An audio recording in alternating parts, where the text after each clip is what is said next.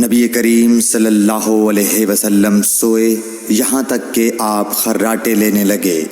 پھر آپ نے نماز پڑھی، اور کبھی راوی نے یوں کہا کہ آپ صلی اللہ علیہ وسلم لیٹ گئے، پھر خراٹے لینے لگے۔ پھر آپ صلی اللہ علیہ وسلم کھڑے ہوئے، اس کے بعد نماز پڑھی۔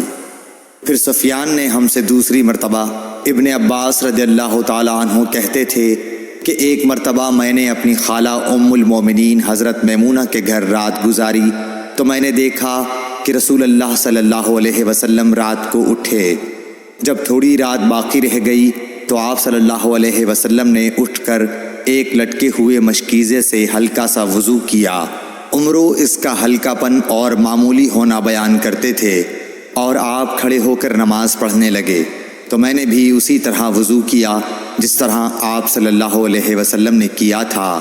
پھر آ کر آپ کے بائیں طرف کھڑا ہو گیا، اور کبھی سفیان نے ان یسارہ کے بجائے ان شمالہ کا لفظ کہا، مطلب دونوں کا ایک ہی ہے۔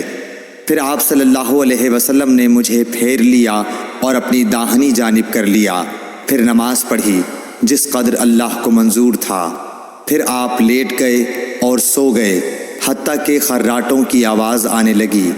پھر آپ کی خدمت میں مؤذن حاضر ہوا اور اس نے آپ کو نماز کی اطلاع دی۔ آپ صلی اللہ علیہ وسلم اس کے ساتھ نماز کے لیے تشریف لے گئے۔ پھر آپ نے نماز پڑھی اور وضو نہیں کیا۔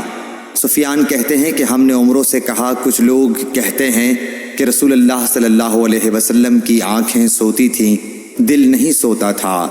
عمرو نے کہا، میں نے عبید بن عمیر سے سنا، وہ کہتے تھے کہ انبیاء علیہ السلام کے خواب بھی وہی ہوتے ہیں۔ پھر قرآن کی یہ آیت پڑھی، میں خواب میں دیکھتا ہوں کہ میں تجھے ذبح کر رہا ہوں۔ صحیح بخاری حدیث نمبر 138۔